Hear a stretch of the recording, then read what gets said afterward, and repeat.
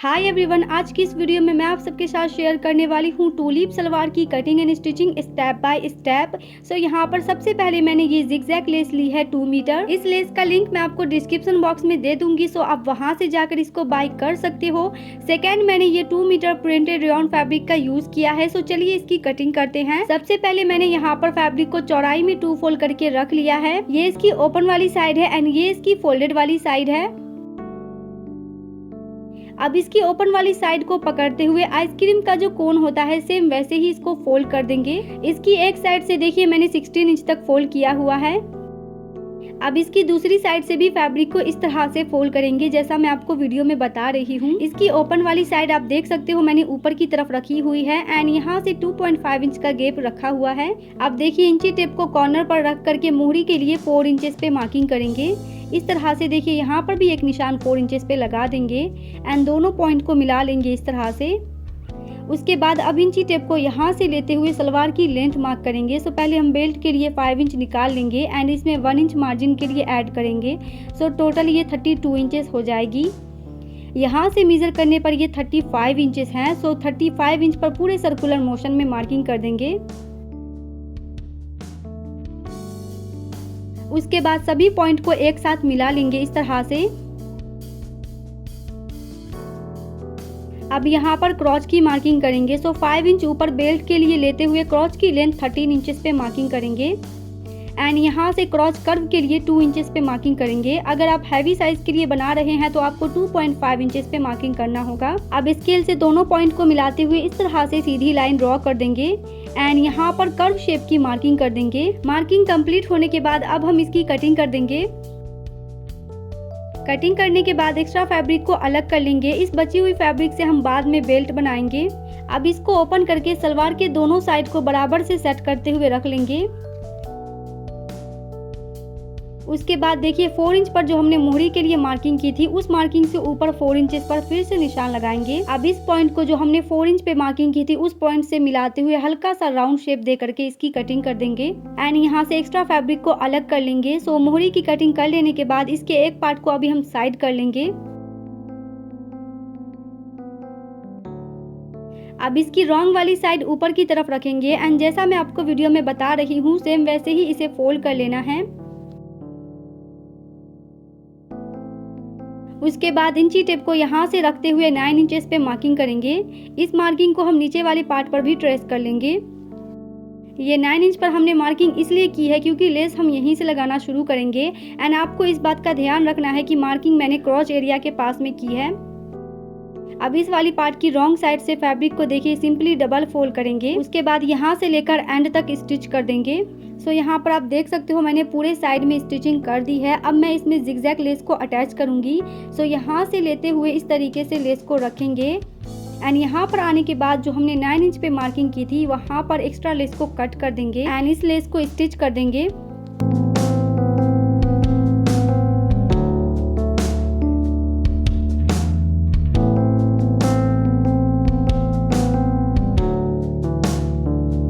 इसकी दूसरी साइड पर भी किनारे से स्टिच कर देंगे।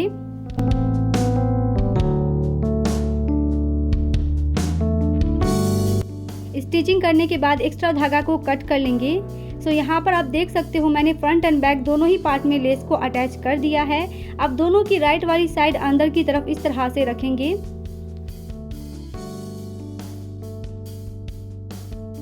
क्रॉच को बिल्कुल बराबर में सेट करते हुए रखेंगे एंड यहाँ से 1/2 इंच का स्टिचिंग मार्जिन छोड़ते हुए स्टिच कर लेंगे। स्टिचिंग करने के बाद देखिए दोनों क्रॉच को आपस में मिलाते हुए रखेंगे इस तरह से।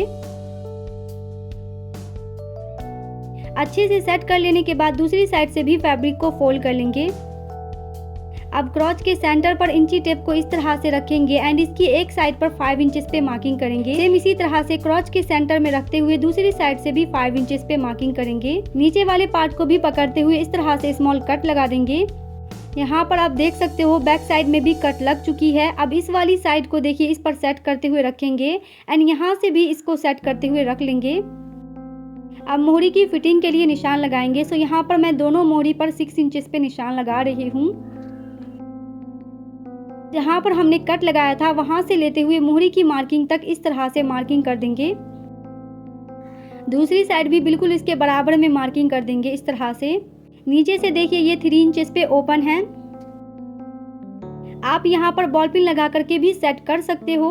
अब यहाँ से लेते हुए मोरी की मार्किंग तक स्टिच कर देंगे। सेम इसी तरह से दूसरी साइड भी स्टिच कर देंगे। यहाँ पर आप देख सकते हो जो मार्किंग हमने की थी उसी पर इस वाले पार्ट को रख करके स्टिच करेंगे। ये काफी आसान तरीका होता है, तो आप भी इसको जरूर ट्राई कीजिएगा।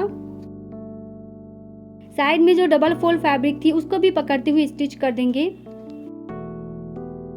स्टिचिंग करने के बाद दोनों साइड पर एक स्मॉल कट लगा देंगे। ऐसा करने पर बेल्ट के साथ अटैच करने में हमें आसानी होगी। अब हम इस पर प्लेट्स बनाएंगे। सो देखिए प्लेट्स को हम लेस के इस वाली साइड से बनाना शुरू करेंगे एंड प्लेट्स का जो फेस होगा वो क्रॉच एरिया की तरफ होगा।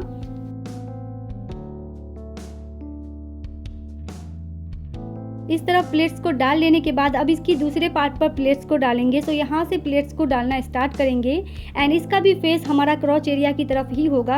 एंड इस बात का आपको ध्यान रखना है कि आपको प्लेट्स बेल्ट के हिसाब से बनाना है।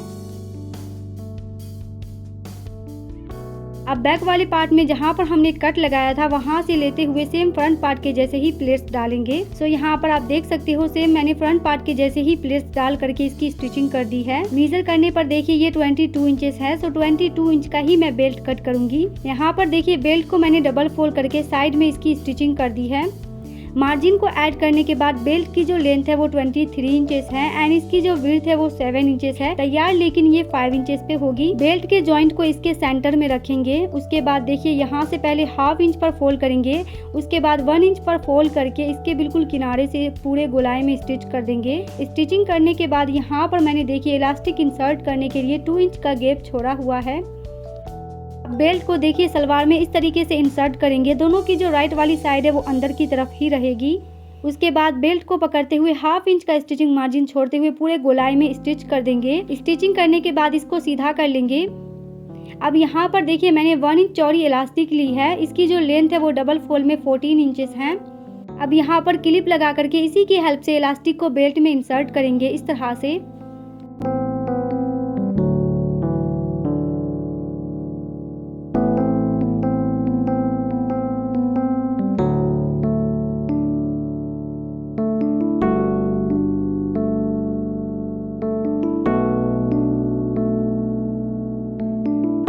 इसकी दूसरी वाली साइड से इलास्टिक को निकालेंगे एंड एक दूसरे पर इसको रख करके स्टिच कर देंगे। स्टिचिंग करने के बाद इलास्टिक को अंदर की तरफ इंसर्ट कर देंगे। उसके बाद देखिए फैब्रिक को फोल्ड करके इसके किनारे पर स्टिचिंग कर देंगे। उसके बाद इलास्टिक को इस तरीके से खींचते हुए इसके सेंटर में एक सिलाई लगा देंगे। सो देखिए यहाँ पर मैंने बेल्ट की स्टिचिंग कर दी है। इस सलवार की जो रेडी लेंथ है वो 36 इंचेस है। So this is the final look. Comment करके जरूर बताना ये सलवार का डिजाइन आपको कैसा लगा। इसी के साथ मैंने ये फ्रंट प्लेटेड योक कुर्ती रेडी की है। अगर आपने इसकी फुल वीडियो नहीं देखी है तो लिंक डिस्क्रिप्शन बॉक्स में है, आप वहां से जाकर देख सकते हो। मैं आपसे मिलती हूँ नेक्स्ट वीडियो में। Thanks for watching.